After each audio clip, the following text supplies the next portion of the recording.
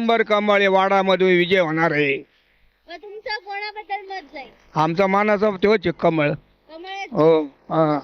पूर्णपणे गॅरंटी आहे. कमळवरती कोण कोण उभे माहिती आहे तुम्हाला? हो मला माहिती आहे ना. कोण?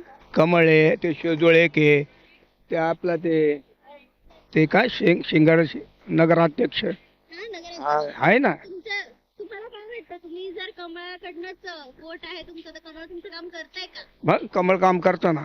आणि काय कामं राहिले ते तुम्हाला कमळाकडनं अपेक्षित आहे की त्यांनी करून घेतले पाहिजे? काय ते दिले नाही दिले चालतील, पण ते आम्हाला त्याची भरोसा आहे तर पहिल्यापासून ते. विश्वास आहे तुमचा? मग बीजेपी मध्ये पराग संधानबद्दल तुमचं काय मत? आमचं म्हणणं एवढंच आहे, हे रस्ते बिस्ते व्यवस्थित झाली पाहिजे. रस्ते बाकी काही नाही. रस्ते बिस्ते आणि थोडी माणुसकी, ते काय नगर अध्यक्ष आला का तो डायरेक्ट आमची गोल्ड लावतो. नगरपालिका भरा, थोडं ऍडजस्ट करावं लागतं ना. भरू शकतोय आम्ही, तर भरतोच आहे, आम्ही भरतोच आहे. पण असं नाही की त्याला उमेदवार केलं आणि तो लगेच बोर्ड लावतो, फोटो लावतो, नाव देतो. कामं झाले? याच्या अगोदर कामच नाही गेले, काम नाही झाले. ह्या पुढे कामं व्हावे अशी अपेक्षा आहे. ही अपेक्षा आहे आणि हे आमचं मत कमलच राहणार. बीजेपी. बीजेपी कोण आहे उमेदवार, कोण आहे?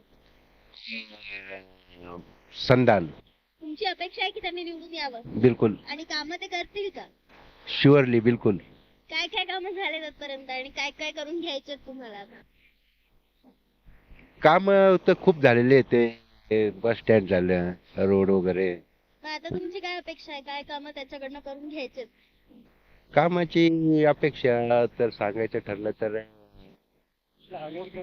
साधारणतः रोड आणि पाणी हे दोन मुद्दे इथं खूप महत्वाचे आहेत. आणि मग पराग संधान आल्यावरती ते काम करतील? 100%. संधान साहेबांचं काम असं आहे, मागील निवडणुकीत ते उमेदवार म्हणून उभे होते.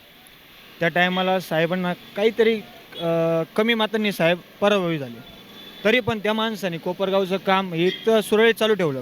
प्रत्येकांचे भेटीगाठी असो, गावचा कोणताही प्रश्न असो, त्यांनी तो सॉल्व्ह केलेला आहे.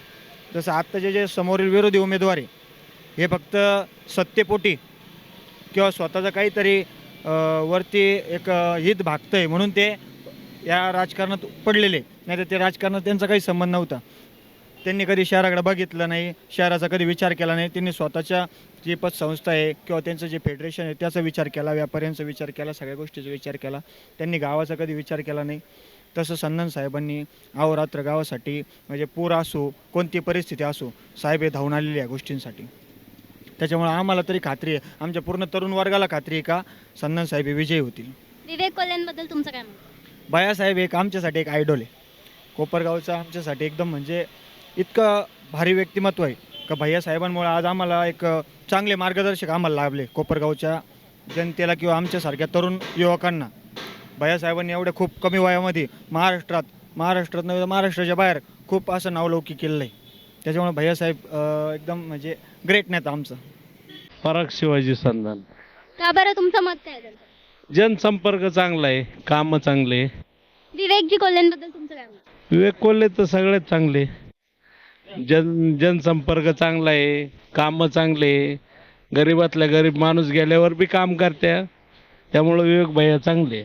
मग तुम्हाला काय वाटतं की ते निवडून आल्यानंतर आपल्या कोपरगावची कामं होतील, चेहरा मोहरा बदलेल का? बदलेल, का पण नाही बदलणार. 100%? 100%. म्हणजे तुमचं मन परागजी संधानच्या बाजूने. हा. धन्यवाद. आता मी तर कोल्हे पार्टीचा आहे ताई, त्याच्यामुळे काही बोलता येणार नाही. मी त्यांचंच नाव घेणार आहे.